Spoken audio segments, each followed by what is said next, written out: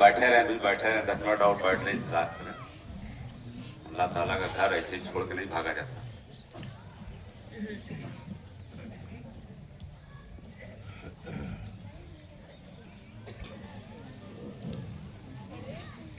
अल्हम्दुलिल्लाह रब्बिल आलमीन वस्सलातु वस्सलामु अला रसूलिहिल करीम व आलिहि अजमईन इला यौमिद्दीन अम्मा बाद।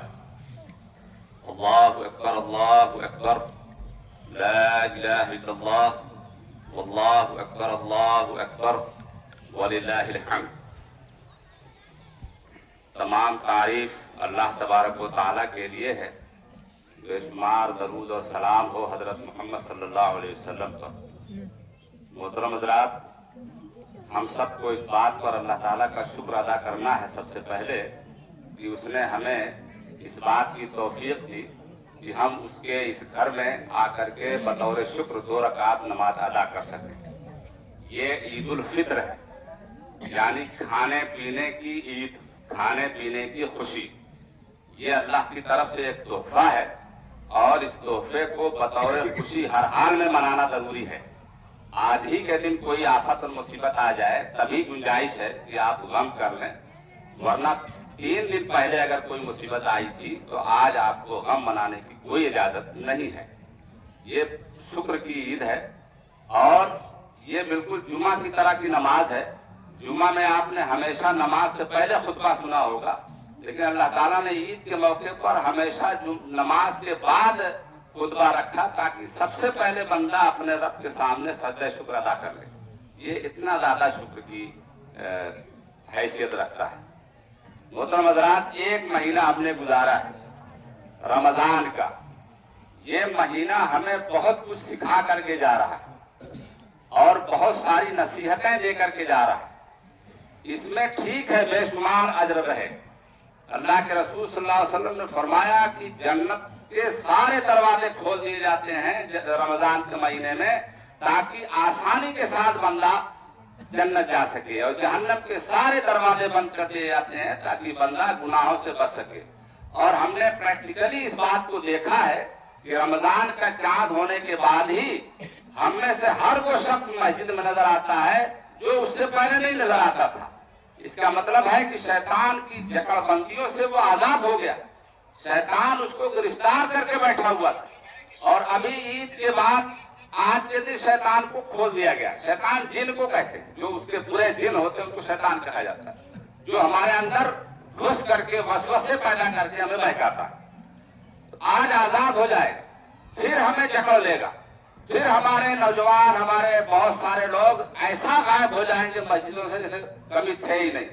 लेकिन नहीं, आपको हिम्मत कर ली है और ये सोच के कि आज से इस शैतान को हम लथेड़ के मारेंगे, इसको छोड़ेंगे नहीं और उसके खिलाफ हम काम करेंगे।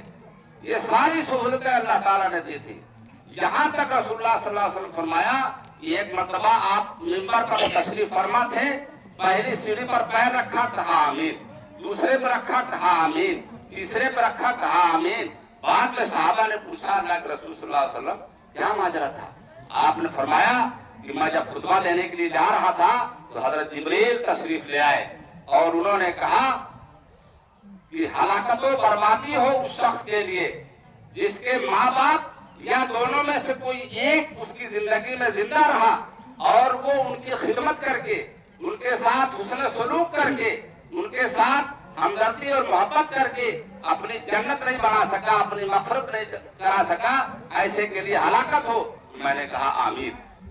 फिर आपने फरमाया कि जब मैं दूसरी सीढ़ी पर चढ़ रहा था तो हज़रत जिब्रील ने कहा कि हलाकत व बर्बादी हो उस शख्स के लिए जिसके सामने मेरा नाम आए और वो दरूद ना पढ़े, कम से कम सल्लल्लाहु अलैहि वसल्लम ना कहे, ऐसे के लिए भी बर्बादी और तबाही हो।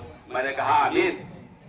फिर तीसरे पे जब कहा तो उन्होंने कहा कि जिस शख्स को रमजान का महीना मिला, कितने बदनसीब ऐसे हैं जिनको ये महीना नहीं मिल रहा है। हम में से न जाने कितने ऐसे होंगे जिनको शायद अगला ना मिले। तो हज़रत जिब्रील ने कहा कि जो जिसको रमजान का महीना मिला हो और वो अपनी मग़फ़िरत न करा सका हो तो उसके लिए भी हलाकत व बर्बादी हो। रसूलुल्लाह ने फरमाया कि मैंने कहा आमीन। یہ اتنا عظیم مہینہ ہمارے ساتھ گزر گیا اور ہمیں اگر ویسے ہی چھوڑ کے چلا جائے. ہم نے اس مہینے میں ایک عجیب سا تعلق اپنے رب سے قائم کیا تھا. روزے کا مقصد یہی لعلکم تتقون کہ شاید تمہارے اندر تقویٰ پیدا ہو جائے, اللہ تعالیٰ سے کنیکٹیوٹی پیدا ہو جائے. اللہ تعالیٰ اپنے بندوں کے تعلق کے بارے میں اتنے حساس ہیں کہ رسول اللہ صلی اللہ علیہ وسلم نے فرمایا کہ وَإِذَا سَأَلَكَ عِبَادِي عَنِّي فَإِنِّي قَرِيبٌ أُجِيبُ دَعْوَةَ الدَّاعِ إِذَا دَعَانِ فَلْيَسْتَجِيبُوا لِي. اے نبی, اگر میں اپنے تعلق کی بات آپ کو بتا رہا ہوں کہ بندے اور میرے میں کیا تعلق ہے, قربت ہونی چاہیے. اگر کوئی انسان, کوئی بندہ یہ پوچھ لے کہ اے نبی ہمارا رب ہم سے کتنی دور ہے, تو ان کو جواب میں بتاؤ فَإِنِّي قَرِيبٌ, اس سے میں سٹا ہوا ہوں, اس سے بالکل لگا ہوا ہوں, اس کے بالکل قریب ہوں, اس کی ہر بات کا جواب دیتا ہوں. اجیبو, میں جواب دیتا ہوں دعوت الداعی, پکارنے والے کی پکار کا, وَإِذَا دَعَانِ, جب وہ مجھے پکارتا ہے. اتنا بڑا شرف ہم کو اللہ تعالیٰ نے دیا ہے اور پریکٹیکلی ہم نے اس مہینے میں اس کو دکھایا ہے, لیکن ہم آج کے بعد اس کو بھولتے جائیں گے. یہ کون سی بیٹری ہم نے چارج کی ہے کہ لائٹ کٹتے ہی سیٹی مارنے لگے؟ اس کا مطلب ہے کہ ہماری بیٹری خراب ہے, اس کو بدلو, اپنے اندر تبدیلی پیدا کرنے کی کوشش کریں. تو اس مہینے نے ہم کو سب سے پہلی چیز جو سکھائی وہ سکھائی اللہ تعالیٰ سے تعلق, جس کو میں نے ابھی بتایا. دوسری چیز, اس مہینے کے ذریعے سے ہمیں شکر کی کیفیت پیدا ہونی چاہیے. ہمیں ہر حال میں اللہ تعالیٰ کا شکر ادا کرنا چاہیے. شکر جو ہے انسان کو بہت ساری ٹینشنوں سے دور کرتا ہے. ہر حال میں شکر کے ساتھ ایک لفظ آتا ہے صبر. اگر کوئی مصیبت آ جائے, پریشانی آ جائے, تکلیف آ جائے, اس پہ صبر کریں. باقی ہر چیز پر شکر کریں. مصیبت میں بھی شکر کیا جا سکتا ہے. یہ اللہ تعالیٰ تیرا لاکھ لاکھ احسان ہے کہ تو نے مجھے اس سے بڑی کوئی مصیبت نہیں دی. اے اللہ تیرا احسان ہے. اس کے بدلے میں اللہ تعالیٰ تبدیلی پیدا کرتے ہیں. لئن شکرتم لأزیدنکم, اللہ تعالیٰ کا اعلان ہے کہ اگر تم شکر ادا کرو گے, شکر زبان سے بھی ادا ہوتا ہے, عمل سے بھی ادا ہوتا ہے, رویے سے بھی ادا ہوتا ہے, بات چیت سے بھی ادا ہوتا ہے. شکر ادا کرنے کے بہت سارے طریقے ہیں. اگر ہم شکر کریں گے ہر حال میں, ہمیں تو یہ دیکھنا ہے کہ اللہ تعالیٰ نے مجھے چھوڑا نہیں ہے.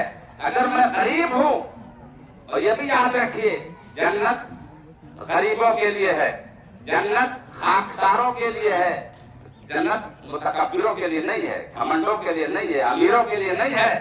یاد رکھیں, ہمیشہ غریب ہی پہلے جنت میں جائے گا, کیونکہ اس کے اندر گھمنڈ کی کیفیت کم پیدا ہوتی ہے اور بہت ساری کیفیت کم پیدا ہوتی ہے. امیر بھی جنت میں جائے گا, لیکن یہ چیزیں اس کے اندر پیدا امیری کم کرتی ہے. تو رسول اللہ صلی اللہ علیہ وسلم نے یہ کہا کہ اس کے اندر شکر کی کیفیت ضرور پیدا ہونی چاہیے اور شکر کے ساتھ ہم اپنی زندگی گزاریں. تیسری بات اس سے ہم نے یہ سیکھی کہ غمخواری, لوگوں کے ساتھ ہمدردی, لوگوں کے ساتھ تعاون. آپ کو کہا گیا کہ عیدگاہ آنے سے پہلے آپ غریبوں تک صدقہ فطر پہنچا دیں. یہ فرض کے درجے میں ہے, تو واجب کہا جاتا ہے. مطلب اس کا یہ ہے کہ آپ کی اس خوشی میں, یہ صدقۃ عید الفطر ہے, کھانے کی عید ہے. ابھی ہم جا کے رنگ برنگے کھانے کھائیں گے, خوشیاں منائیں گے, تو ہمارا کوئی غریب اس سے معروم نہ ہو جائے. اس کے اندر بھی اتنی کیپیسٹی ہو جائے کہ وہ ہم سب کو کھلانے کے لیے آمادہ ہو. وہ بھی چاہے اس کے دروازے پر لوگ آئیں اور اس کی خوشی میں شریک ہوں. یہ کب ہوگا؟ جب آپ جو ہے اس مہینے کے سکھائے ہوئے سبق کو یاد کریں گے. اور یاد رکھیں کہ مال جو ہے یہ ہمیشہ مصیبت لاتا بھی ہے اور مصیبت ہٹاتا بھی ہے. جب آپ صدقہ خیرات کریں گے تو اللہ تعالیٰ بہت ساری مصیبتوں کو دور فرما دیتے ہیں. حدیث میں آتا ہے کہ تقدیر کو کوئی چیز نہیں بدل سکتی لیکن صدقہ خیرات. آپ کو لگ رہا ہے کہ میں ٹینشن میں ہوں, میرے اوپر مصیبتیں ہیں, مجھ سے اللہ ناراض ہے, تو آپ صدقہ کیجیے, اللہ کے راستے میں خرچ کیجیے, غریبوں کی مدد کیجیے, ضرورت مندوں کے کام آئیے, تو دیکھیے گا انشاءاللہ اللہ تعالیٰ آپ کے ساتھ بھلائی کا معاملہ کرے گا. اس مہینے میں ایک سبق ہم نے اور سیکھا, وہ ہے بھائی چارہ, اخوت, مل جل کر کے رہنا, شکوہ شکایت دور کرنا. دیکھیے اسلام میں اختلاف جو ہے وہ حرام. इख्तलाफ दो तरह के होते हैं। एक इख्तलाफ वो होता है जो राय का इख्तलाफ होता है, मैंने कोई बात कह दी, आपने कोई बात कह दी। ये इख्तलाफ हमें हर जगह नजर आता है। मेरी शक्ल अलग है, आपकी अलग है, मेरा घर अलग है, आपका अलग है, मेरे वालिदैन अलग है, आपकी अलग है, मेरी जबान का टोन अलग है, आपकी जबान का टोन अलग है, मेरा साइज अलग है, आपकी साइज। बेशुमार इख्तलाफात हमें नजर आते हैं। उसी में एक इख्तलाफ है, इख्तलाफ राय। आपकी राय कुछ और, मेरी राय कुछ और। ये तो कोई मसला नहीं है, ये तो फितरी चीज है। लेकिन इस कुरान में जिस बात को मना किया, वातसिमू बिहब्लिल्लाहि जमीअन वला तफर्रकू, ऐसे इख्तलाफ मत पैदा करो जो फिरके बंदी की शक्ल बन जाए। वो इख्तलाफ कहलाता है हेट स्पीच। लोगों के बारे में ऐसी बातें कहना कि उसका दिल छलनी हो जाए, उसकी जिंदगी टेंशन से भर जाए। आज हमारा दीनी तबका, मजहबी तबका इस मामले में बहुत ज्यादा मुलविस है। वो जब दूसरों के बारे में अपनी जुबान खोलता है, दूसरों के मसलक के बारे में, जमात के बारे में, तो वो ऐसी ऐसी बातें कहता है कि आदमी का सीना चाक हो जाए। और बड़े फख्र से कहता है कि मैं तो गलत बात बिल्कुल बर्दाश्त नहीं कर सकता। बर्दाश्त करना ही तो असल चीज और है। सच सच तो हर कोई बर्दाश्त कर लेता है। आप सच्चाई बर्दाश्त कर लेते हो तो कौन सा कारनामा कर लेते हो? गलत को बर्दाश्त करो। असल जौहर ये है। रसूलुल्लाह सल्लल्लाहु अलैहि वसल्लम ने हमें यही सिखाया। आपने यही बताया कि जब भी जंगो जलाल करो, बहस मुबाहिसा करो, तो अहसन तरीके से करो। वजादिलहुम बिल्लती हिय अहसन। जब भी किसी से मुजादला हो, बहस मुबाहिसा हो, तो अच्छे तरीके से, अपनी औकात को मत गिरा दो। तो तीसरी आज चौथी चीज हमें मिली कि मिलजुल करके भाईचारगी, मोहब्बत, अखुवत। आज दुनिया में अजीब आलम है, जंगें चल रही हैं, हालात बिल्कुल खराब है। इसके लिए हमें दुआ करनी चाहिए। जहां हम कुछ कर नहीं सकते वहां दुआ करनी चाहिए, अल्लाह ताला हालात को बदले। जंग जो है किसी मसले का बहुत ज्यादा हल नहीं पेश करता, मसाइल पैदा करता है। हमारे पास सिलेंडर नहीं है, हमारे तेल महंगे होने जा रहे हैं, और न जाने कौन कौन सी दिक्कतें आएंगी। हमारे कितने लोग ईद गांव में करना चाहते थे, वो फंसे हुए नहीं आ रहे। लड़े कोई, भुगते कोई। तो हमें कोशिश करनी चाहिए कि इस तरह की चीजें ना हो। लेकिन हालात जंग के भी पैदा किए जाते हैं, हो जाते हैं। तो बहरहाल हमें बहुत खुश नहीं होना चाहिए जंगों से।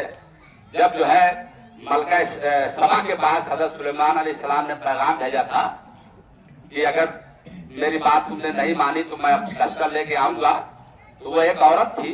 उसके मुशीरों ने, उसके वजीरों ने कहा कि हम लोग एकदम बिल्कुल स्ट्रांग लोग हैं, आने दीजिए, भिड़ लेंगे, कोई मसला नहीं है। तो उस औरत ने कहा था कि जब बादशाह किसी मुल्क में घुसता है तो उसके इज्जतदारों को दलील होना पड़ता है।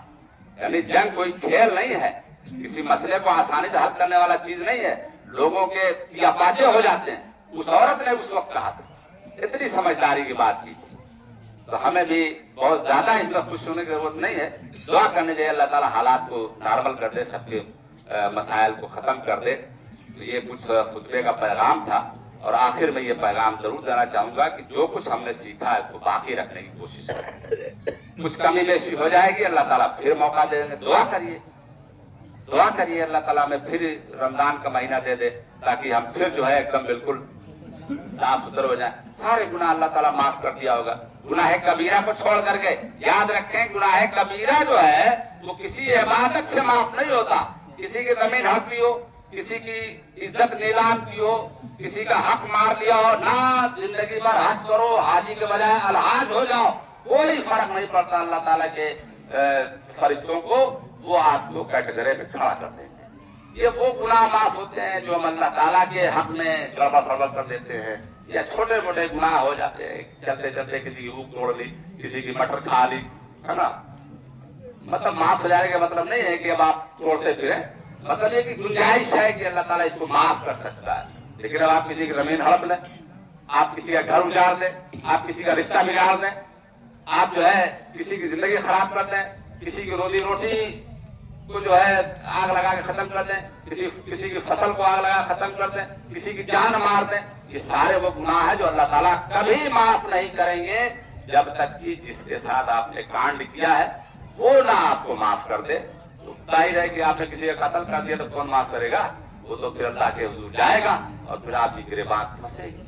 तो अल्लाह ताला से दुआ है कि अल्लाह ताला हम सबको कहने सुनने के साथ साथ अमल की तौफीक अता फरमाए। वो आखिर दावाना للہ رب العالمین. سبحان ربک رب العزت عما یصفون وسلام علی المرسلین والحمد للہ رب العالمین.